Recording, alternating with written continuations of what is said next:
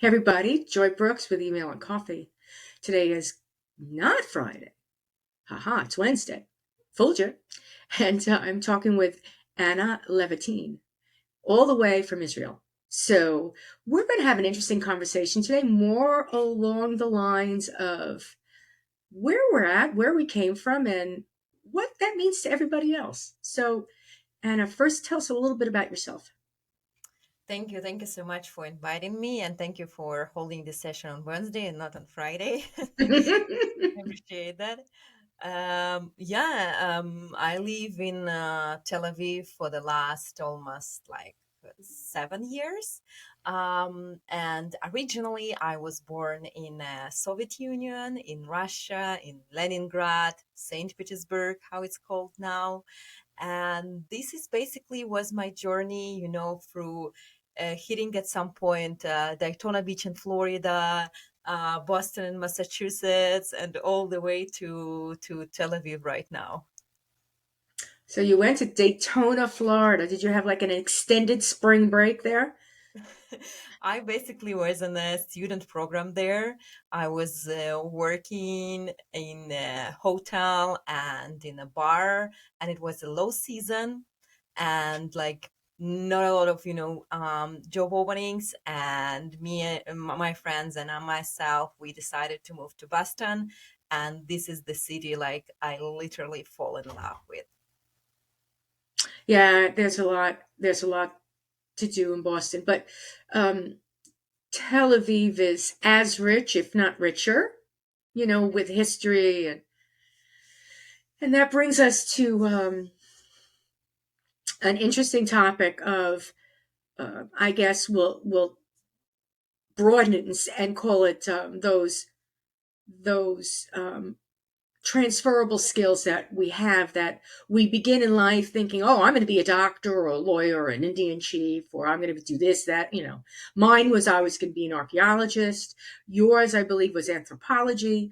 So we start with these skills and sometimes we follow through, right? Sometimes we don't and we end up somewhere and it's a long and winding road, but it's not as odd as some people think it is. So somebody will say, you want to be an archaeologist? How did you end up in email marketing? So I'll say to you, you wanted to be an anthropologist? What's up with email marketing? So basically, I never wanted to be an email marketer. And I guess the majority of your guests, when you ask them, none said, oh, I remember like when I was 8 years old, I really wanted to write, to develop emails. It barely happens.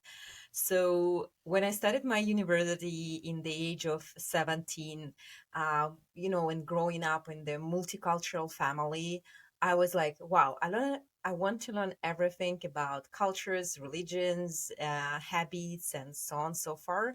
So I really planned to be involved into cultural anthropology and ethnology and to grow within this academic field.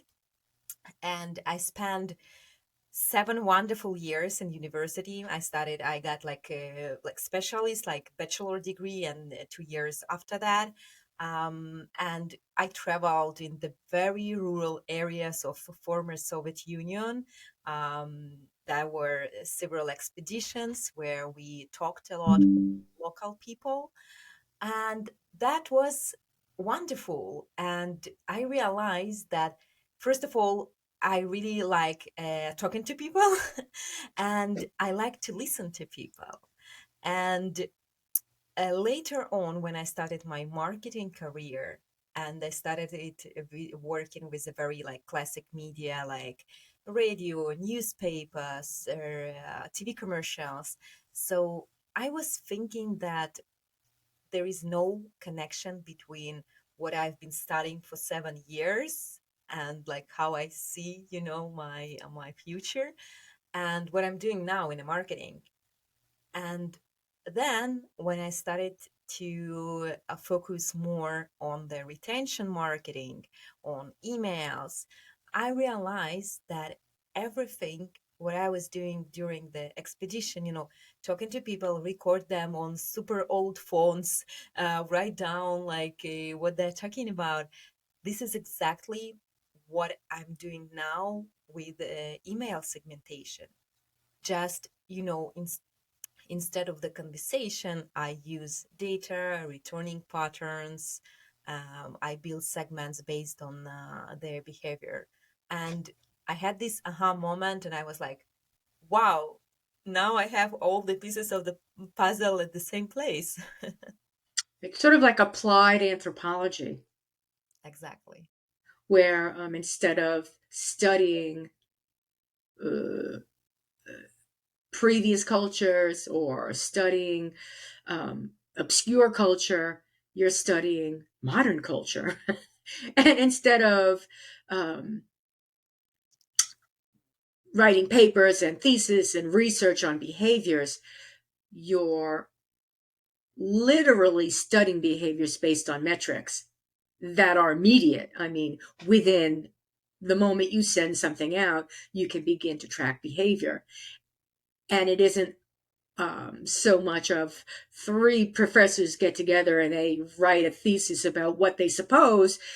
You can actually mark the behavior. They opened it, they clicked it, they unsubscribed from it, whatever it is. Now, I mean, obviously, the culture is based on buying habits and this and such like that, but it's still the same skill set. And I think the satisfaction that I feel from email marketing, coming from studying as an archaeologist, is that there are specific mysteries Yeah. that you're trying to solve. And the mystery may just be, how do we get them to buy the product? How do we get them to open the email? Why aren't they opening the email? And all of those things. It's very similar to, putting a shovel in the ground, going down a whole bunch of meters, taking a look and going, well, what did they use this for? I don't know. What is this? I don't know. And you're sitting there, everybody's like, well, I think it's this, or I think it's that. And now you have to go research, go through other, different, maybe museums, maybe different researchers and talk to different professors, try to come up with a reason.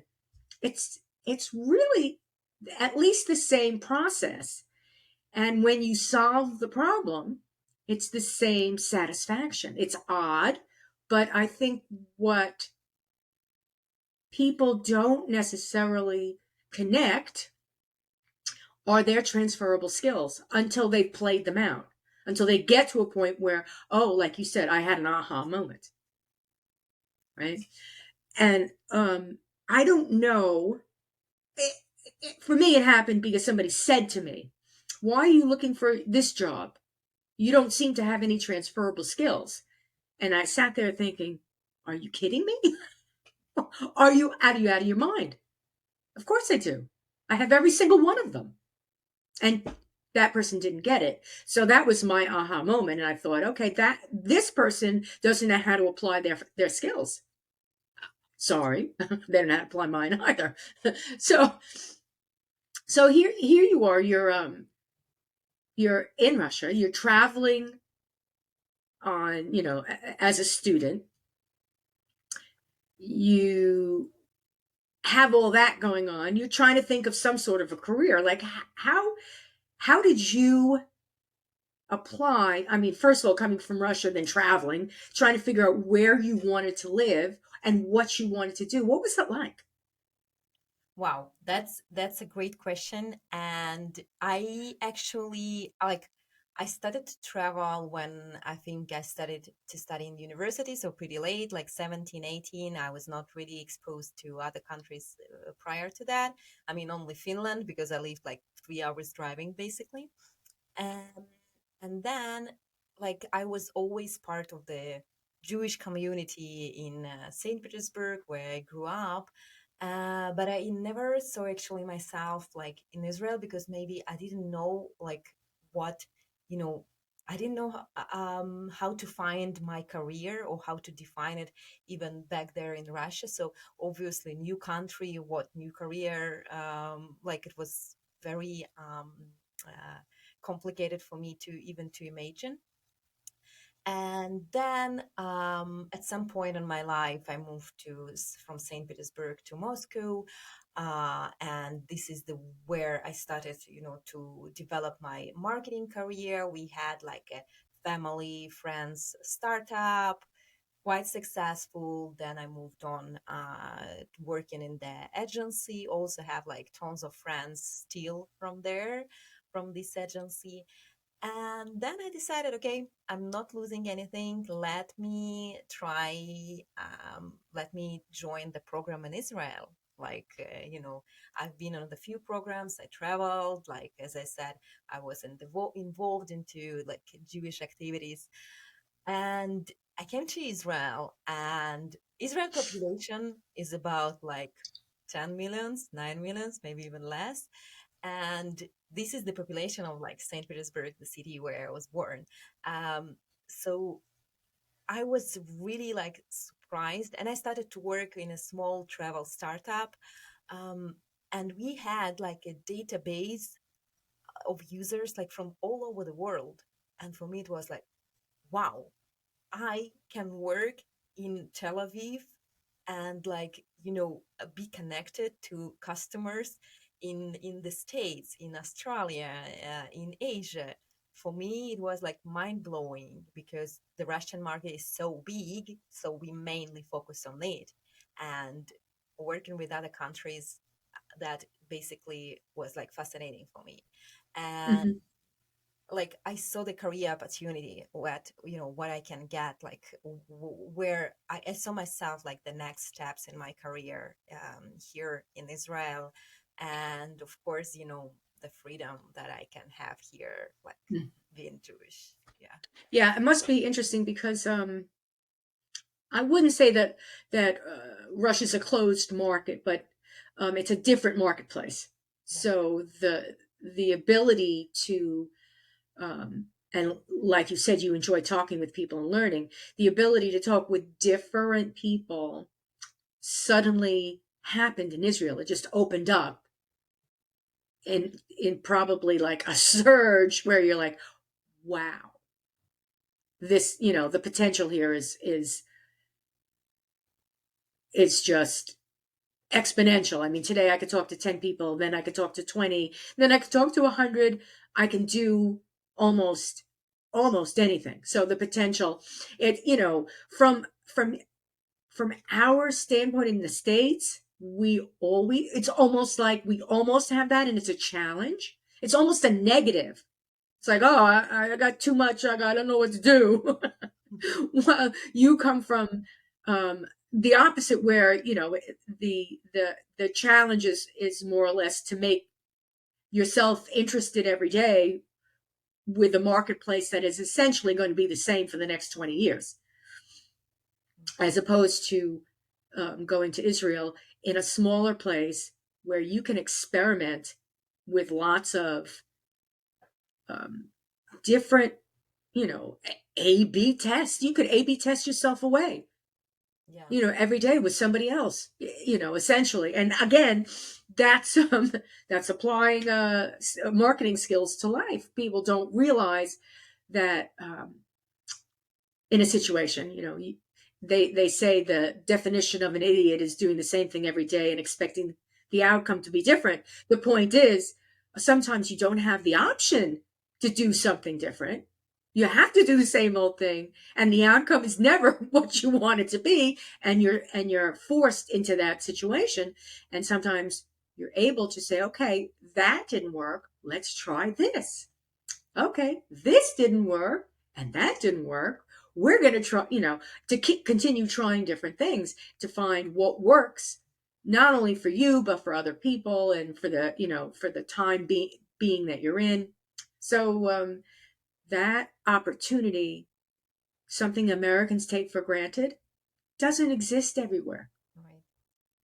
Actually, you touched upon the A/B testing, and it's really fun because when I just started to study in university, I was working as a waitress in a chain of Irish pubs in St. Petersburg, and I loved that. Because why I loved it? Because I can do constant A/B tests with people. There is group of people entering the pub, and I'm like, okay, let's see what type of communication they like.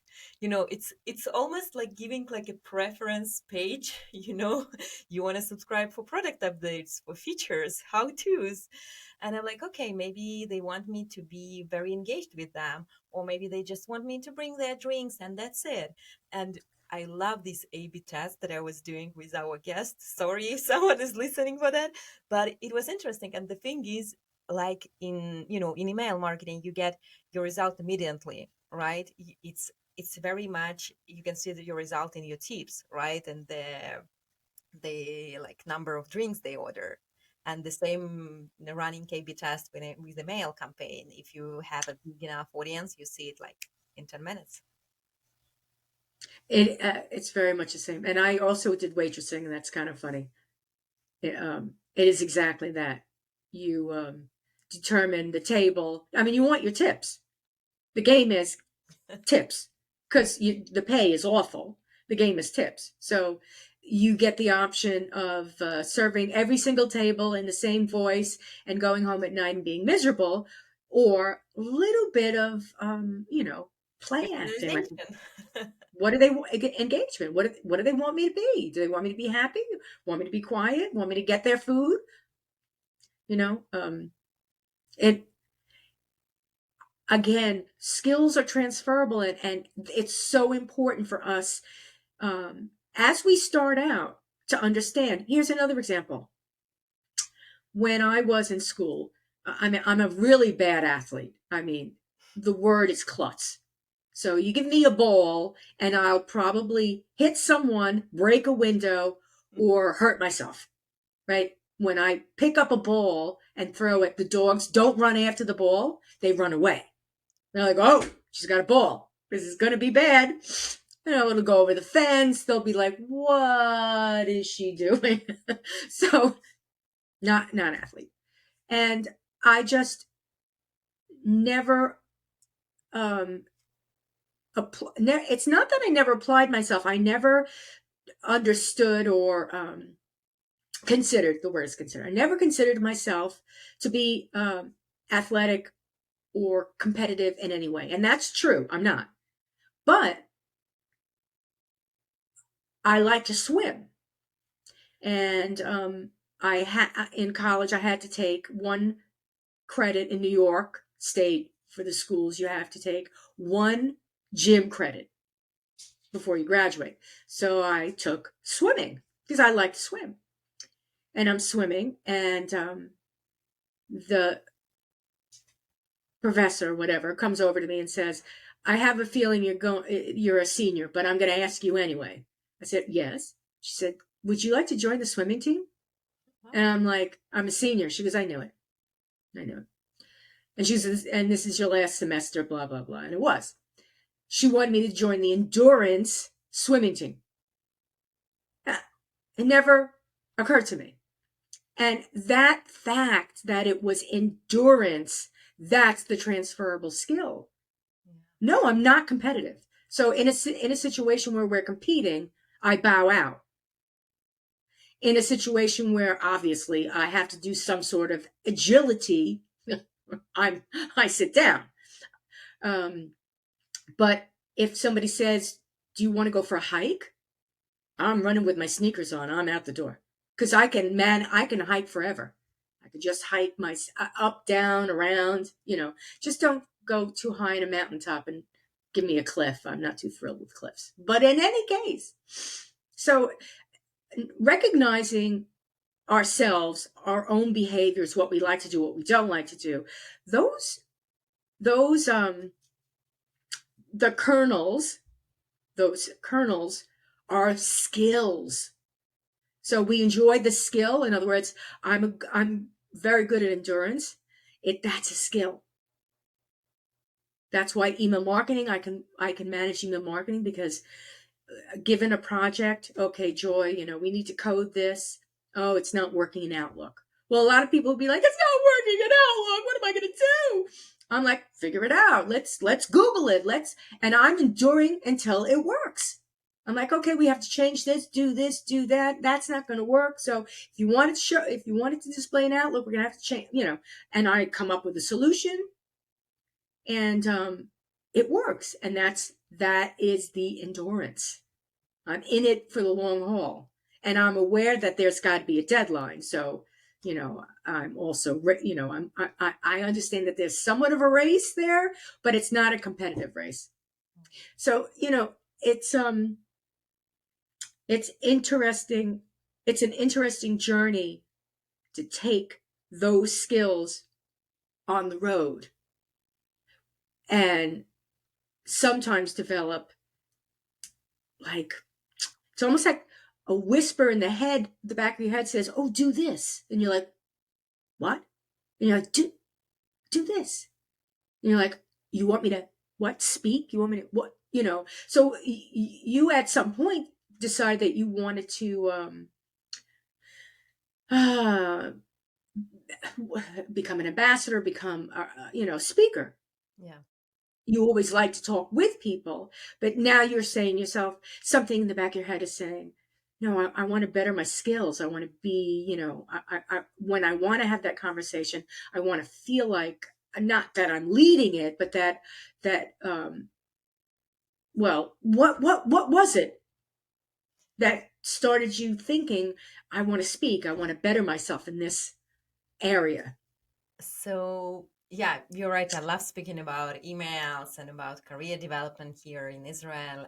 And personally, like since very young age, I was on the stage, I was singing, dancing, and I like this attention. And while I was growing up, I realized, okay, probably I'm not gonna be like Britney Spears. I'm not gonna be a singer, but still, I had this idea. And by the way, I'm still singing. Yeah, not publishing it on YouTube, but um, and it took me a while to understand that, okay, my professional knowledge, my expertise, why not to share these? And when I was furloughed from one of the previous positions, just in the very beginning of the global pandemic, I became more active on LinkedIn. And of course, imposter syndrome, like I was very in the beginning. I was afraid to post anything, first of all, because for me, the English is not native language, and I know that I'm doing mistakes, grammar mistakes when I'm speaking also.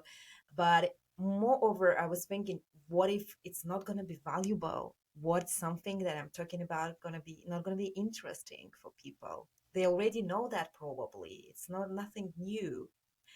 And slowly, I started to post content, make some videos, speak at the local meetups, and then apply for more like international events. And I realized that, people, they're happy to observe the new information, and there is something that I really like I can share based on my experience, based on my marketing experience, based more on my like anthropological experience. I think everybody can share something, and getting over imposter syndrome, which is a word, two words that I don't like, but I think everybody feels, at some point, who am I? Right. Right? Yeah.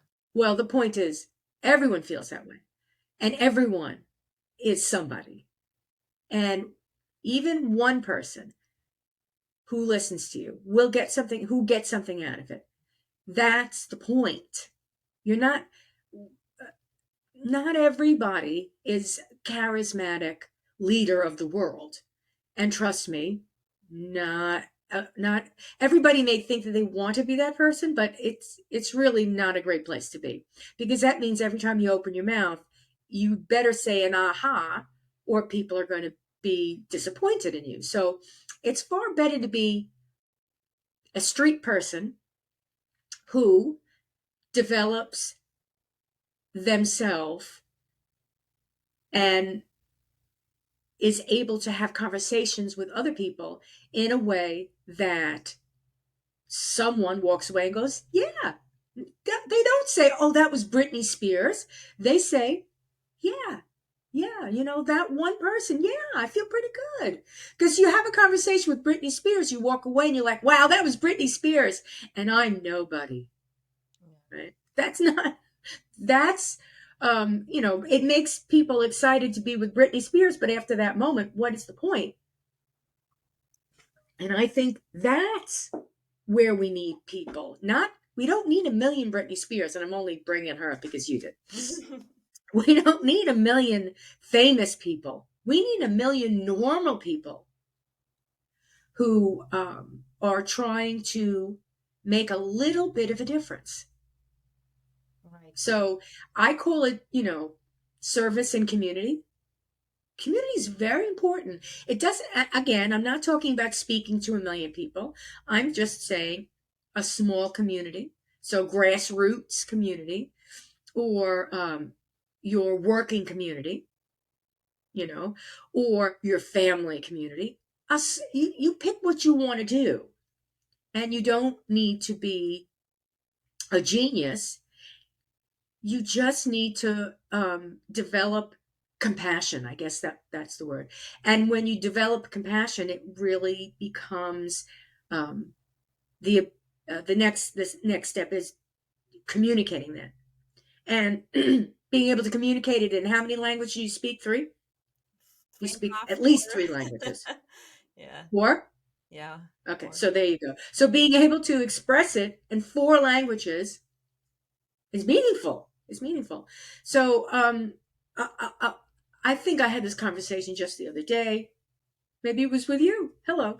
Whenever, whenever you're feeling down on yourself, that's not necessarily. I mean, obviously, I'm not a doctor. I'm not stating that there's no such thing as depression, but I'm saying when you're feeling that imposter syndrome or when you're feeling that doubt, that's because there's a seed inside of you that's trying to express itself, trying to grow, trying to come up, punch its way through the dirt. And you're feeling that discomfort because it's something new and you have no idea what it is. And it's like, oh, I'm not feeling right. The old doesn't work anymore. You don't know what the new is. It's punching its way through. And you're like, I'm just uncomfortable. I'm going to go to bed and maybe it will go away in the morning. But the truth is, understand that that's the moment that something new is happening and relish that because the opportunity there is to turn into anything you want. Don't be afraid of it. I mean, obviously, for the moment you're feeling uncomfortable, you're thinking, "Do I need to take a pill?" Um, I mean, the human condition is is pretty much everybody feels the same thing, but we all feel at the same time that nobody feels this. So I must be something with me must be wrong. But we all share so much in common. Um, I want to say it's that sort of like each and every story that it's not unique, and I mean this is how the same what I'm thinking about our users, right? Each and every of them, it's like unique person, but we trying to build groups and segments, by them. So find something in common and build together. And the same with our stories. Like I might think, oh, I'm the only one who has this unique story or something else. And apparently, no. And it brings me actually to what you already mentioned, being part of community. And I personally think that working in email field, we are like blessed with the best community ever.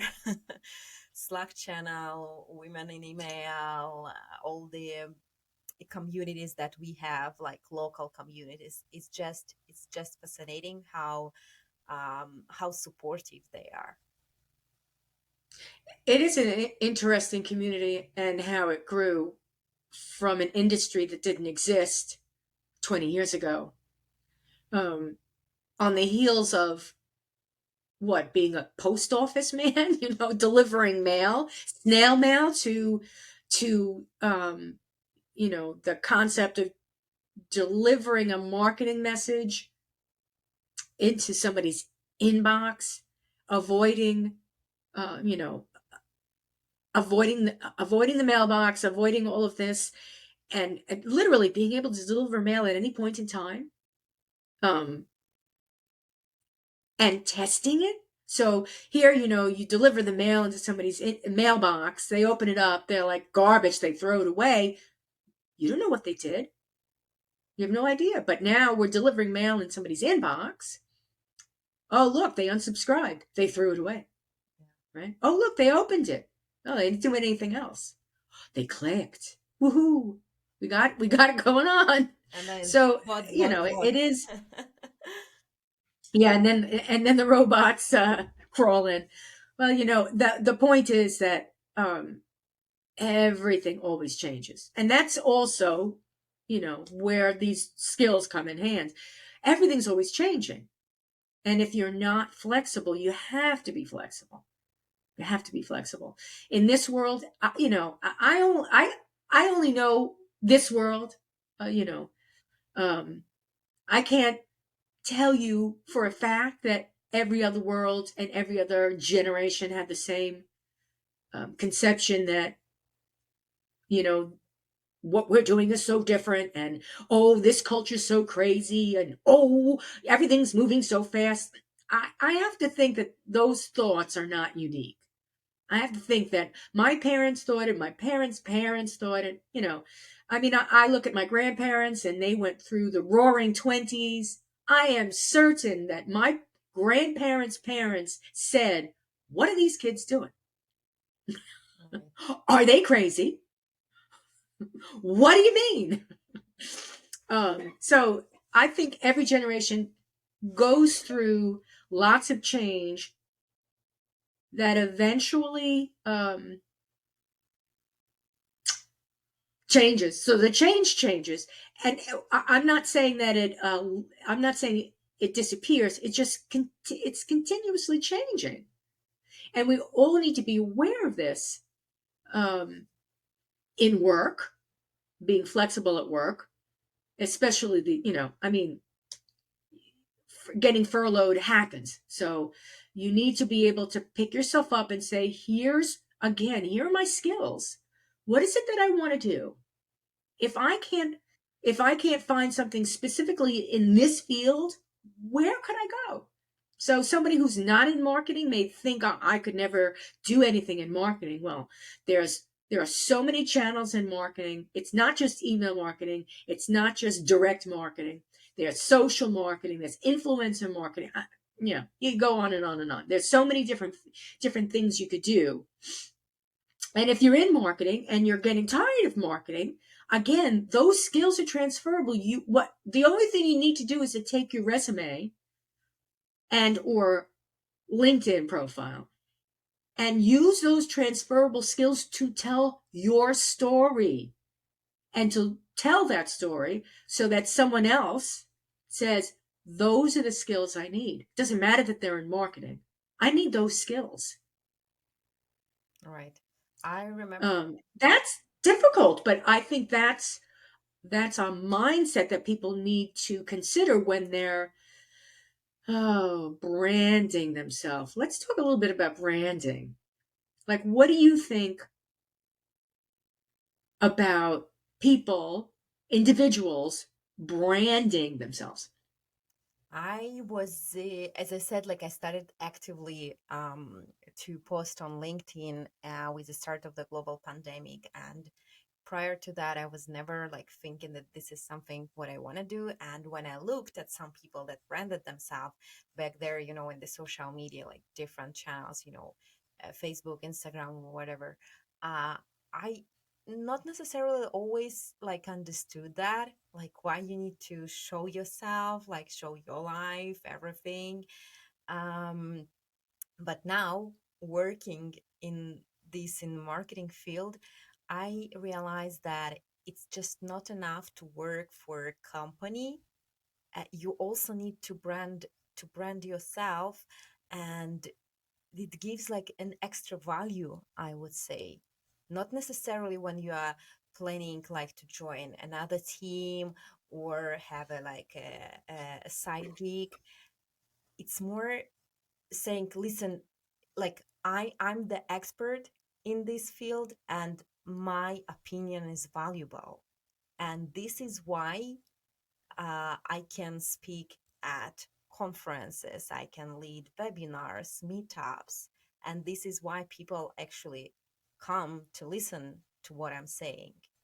So I really glad that I see a lot of women from marketing, from product that are branding themselves, and I follow them. And this, I think, it's very, each and every person needs to find the balance between like how much they will or they're willing to share, because I I don't like to share like personal information on my LinkedIn, but at the same time I'm trying to keep it um, focused on my expertise, at the same time funny, sharing something from my life, but that I feel comfortable with. So from that perspective, I think it's easy to sort of to build your brand, but it's very challenging to find this balance, which also like your audience needs to to recognize and say, oh, okay, like I like how she combines the content. I think the branding is obviously it's a marketing thing, but I think that you know a brand, Palmolive, right? Obviously, Mhm. when a lot of people think of brand, they think of some big company that has lots of different products, and they think, well, that I'm not going to brand myself. That's not what I do. But you do need to think about yourself as that person that does a lot of different things, and what is it that you do? And branding came from this combination of marketing and social media. It really did. Um, where initially the brands branded themselves, duh. So the brands came on and said, "Oh, we have another outlet to tell the world about what we do and what we have and what we can sell and what we can provide and services, etc." So they started to do that, and then the ambassadors, the people that spoke for the brands, began to say, well, I represent the brand. And they started to do it. And then slowly someone, I really would like to know who was the first brand ambassador, on that level. So, they came out, they said, no, no, I can speak. And guess what? I'm speaking about my company, but wait a minute. And I guess, these TED Talks and all of these different elements became a challenge for people. And as a result, they realized I can brand myself. People just want me. And this is something, it's like a three-dimensional resume. It's You read a resume and it says, "Oh, I did this and I did this and I'm great at this and these are my results and here are my case studies and here are the company, all these things." And people are like, "Okay, okay, okay, okay, okay." And then they watch a TED Talk and it's real, it's live, and you're saying all of those things and you're showing all of those things. You're displaying your talents, and they're like, "Oh, I want her." Right. And the ability to take a resume in social and to mix it with audio, graphic, video, writing, conversation, that's exactly what's happening. You're taking that resume and you're creating a world around it where somebody can say, she walks the walk and talks the talk. That's, or her resume is one thing and she's doing something else. This is not good. So people do need to realize that whether they like it or not, their social is their brand, Yeah. whether they realize it or not. I like your idea about. So they may be having fun on social and say, "Oh, this is just so cool. I could do it and say whatever I want to say." That's branding you, whether you realize it or not. I like how you said the 3D resume. It's really it's it. You have like, the written part, you have social media, you have referrals, people that can say, "Oh, I enjoy working with them," or opposite. And it's I know so many great professionals from email industry, from marketing operations here in Israel and the States that are fantastic, but they not sharing anything. And I personally can learn a lot from them, and I guess like the other people, but they don't think it's valuable, or they don't think that the information that they can share is valuable and someone can benefit from that. And I always encourage, like my team at least, to show yourself, to go to meetups, to talk, because every time when we explain something to someone, we of course, learning ourselves and understand it even more. So it's not only about like branding yourself, it's also about training and develop professional skills. Hmm. Hmm. Yeah. The corporation, you know, when my father was working and his father working, whatever, they went to work and they did what they did forever, right? So, I mean, there's always exceptions to the rules, but generally, dad worked for a company, and when he finished, he retired with a pension from the company, and that's the way it was. And that was, I don't know how long, maybe 100 years it was like that. I guess in corporate America, as the corporations grew, that's the way they were um, um, founded. The concept was that, oh, Bob Jones will work for us, and he'll work from a clerk, and he'll become administrator, and then he'll become a manager, and then maybe he'll become the director, and then he'll retire. And that was the road people took, and that was the expectation coming out of college of what you would do. That's not what the environment is like anymore. Companies merged into other companies. Startups launch and fail. I mean, lots of things happen. It's very exciting, lots of opportunities. Obviously, not everything's going to have the greatest outcome. So, the